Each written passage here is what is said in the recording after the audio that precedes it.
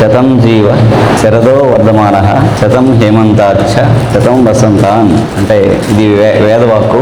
అర్థం ఏంటంటే 100 శరత్తులు, 100 హేమంతాలు, 100 వసంతాలు హాయిగా వర్ధిల్లి శాంతియుతంగా, సుఖప్రదంగా, ఆరోగ్యంగా, ఆనందంగా జీవించాలి ఈ భూమి మీద మానవుడు. ఇది వేదం చెప్పిన మాట. అంటే నిండు నూరేళ్ళు సుఖంగా ఉండాలండి. మన ఆయుష్ 120 నుంచి 125 సంవత్సరాలు మన ఆయుష్, మనిషి ఆయుష్. సో అన్ని సంవత్సరాలు అంటే 100 సంవత్సరాలు దాటిన తర్వాత తిరుగుతూ చనిపోవడం సహజ మరణం. సహజంగా జన్మించాలి, సహజంగా మరణించాలి. సో ఇలా ఉండడానికి వేదం ఒక ఏదో మాట చెప్పి వదిలేలా. దానికోసం ఒక మహాసముద్రం లాంటి విద్యని మనకిచ్చింది. మహాసముద్రం అది. అందులో మనం 10% పాటిస్తే సెంచరీ కొట్టేస్తాం. ఇక్కడ మళ్ళీ రెండోది ఉంటుంది. మనం నిండు నూరేళ్ళు హాయిగా బతకడానికి ఒకటైతే పర్పస్ ఆఫ్ లైఫ్. మనం ఎన్నో జన్మల తర్వాత వచ్చేది మానవ జన్మ. ఈ జన్మకు ఒక పర్పస్ ఉంటుంది. మనకు కొన్ని పనులు నిర్ణయిస్తారు. దానికోసం వస్తాం భూమి మీదకి. ఇక్కడ టాలెంట్ అనేది ఏమి ఉండదు. ఎవరూ దద్దమ్మ కాదు.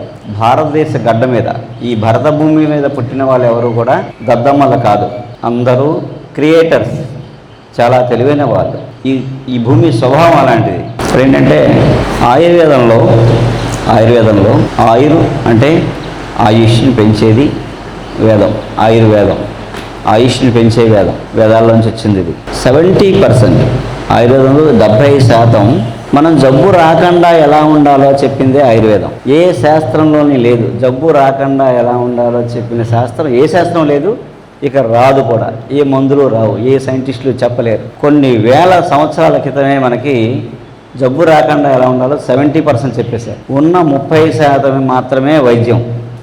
కర్మకాలి జబ్బు వస్తే వైద్యం చేసుకోమని చెప్పారు అన్నమాట. జబ్బులు 3 రకాలుగా వస్తాయి. మనకి వ్యాధులు, అనారోగ్యం 3 రకాలుగా వస్తుంది. ఒకటి స్వయంకృతాపరాధం. అంటే అర్థం ఏంటంటే ఆహార విహారం సరిగ్గా లేకపోవడం, డే లైఫ్ సరిగ్గా లేకపోవడం.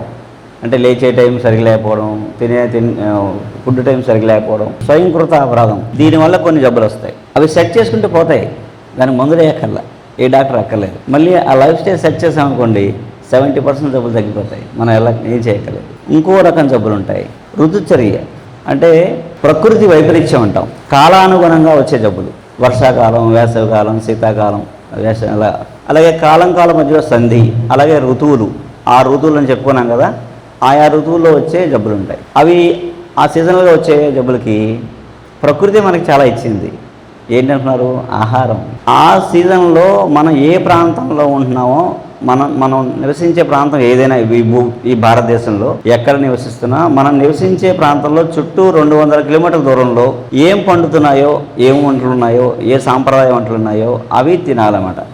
ఆ సీజన్లో ప్రకృతి మనకి ఏం కూరగాయలు ఇస్తుంది, ఏం పళ్ళు ఇస్తుంది, ఏం ఇస్తుంది, ఏం పండుగలు చేసుకుంటున్నాం, ఇదంతా పెద్ద సైన్స్, స్పిరిచువల్ సైన్స్ మంది. ఓకే, అవి తినాలన్నమాట. తింటే ఆ సీజన్లో వచ్చే జబ్బులు రాకుండా ఉంటాయి. అందుకని ఆచారంగా ఎన్నో నోములు, వ్రతాలు, పూజలు పెట్టి ఆషాఢ మాసం కంద, బచ్చలి తినాలి. అలా ఒక్కొక్క కాలంలో పొన్నగంటి కూర, పెసరపప్పు తినాలి ఒక్కో సీజన్లో. అలా మనకి ప్రతి ఋతువుకి ఒక రెసిపీ చెప్పేళ్ళారు. దాని వెనక ఎంతో సైన్స్ ఉంది. మన ప్రతి వంటకం మన తెలుగు రాష్ట్రాల్లో, మన తెలుగు రాష్ట్రాల్లో సాంప్రదాయ వంటలు, తెలుగు వంటలు, వెజిటేరియన్ వంటలు 650 వంటలు ఉన్నాయి. ఇవన్నీ పూర్వం మనం తినేవాళ్ళం. 650 వంటలండి.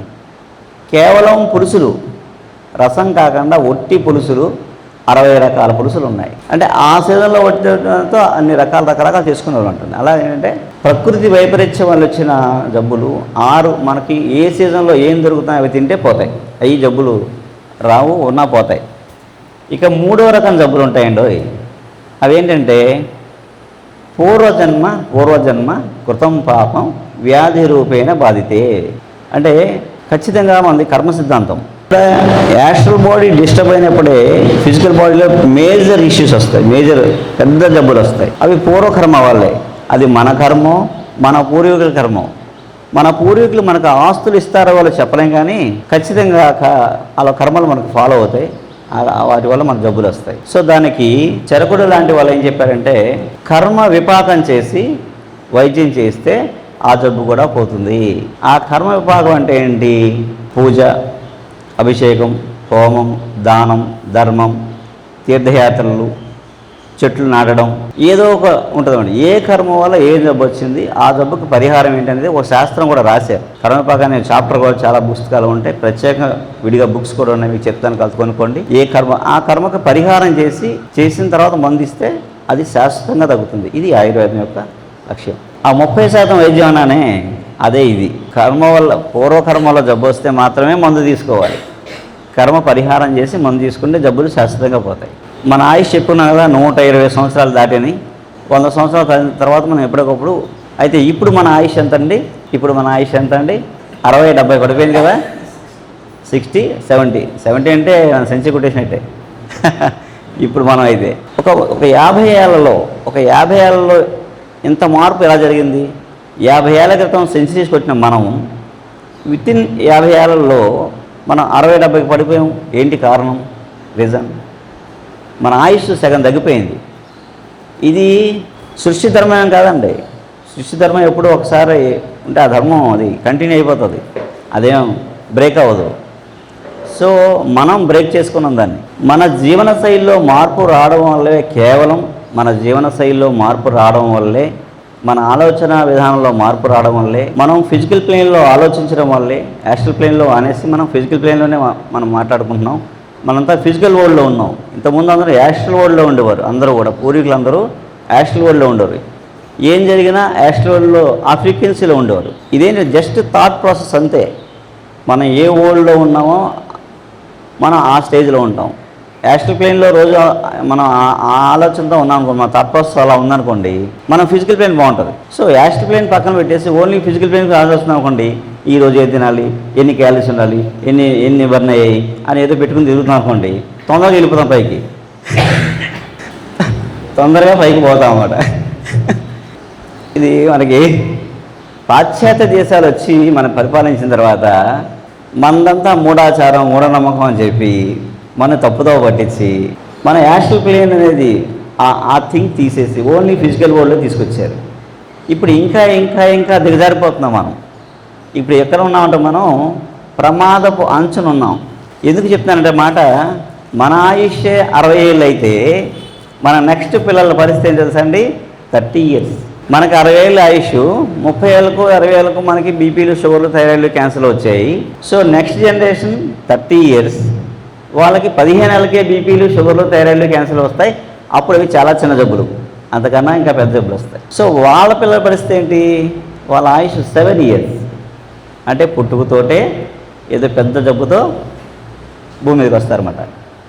ఇప్పుడు మన తాతకో తండ్రికో ఆస్తమా ఉందనుకోండి, మనకు ఆస్తమా రావాలని గ్యారెంటీ లేదు. మన హోమియోపతి ఫిలాసఫీలో మాస్టర్ గారు చాలా చెప్పారు, సందర్భాలు ఉంటాయి. మనకు ఆస్తమా రాదు, ఇంకా పెద్ద ముసుగేసుకొని ఏ హార్ట్లో హోలో, ఏ కిడ్నీ ఫెయిల్యూరో దాంతో వస్తామన్నమాట. అదే జబ్బు ట్రాన్స్ఫర్ అవ్వదు, ఇంకా స్ట్రాంగ్ అయ్యి ఇంకా బలపడి నెక్స్ట్ తరానికి పాస్ ఆన్ అవుద్ది అనమాట. ఈ 50 ఏళ్ళలో ఈ మార్పు కారణం ఏంటంటే మనం ఫిజికల్ వరల్డ్లో ఉన్నాం. అంతా మిషన్ చెప్తే నమ్ముతాం, మనిషి చెప్తే నమ్మం. ఆ స్థితికి వచ్చేసాం.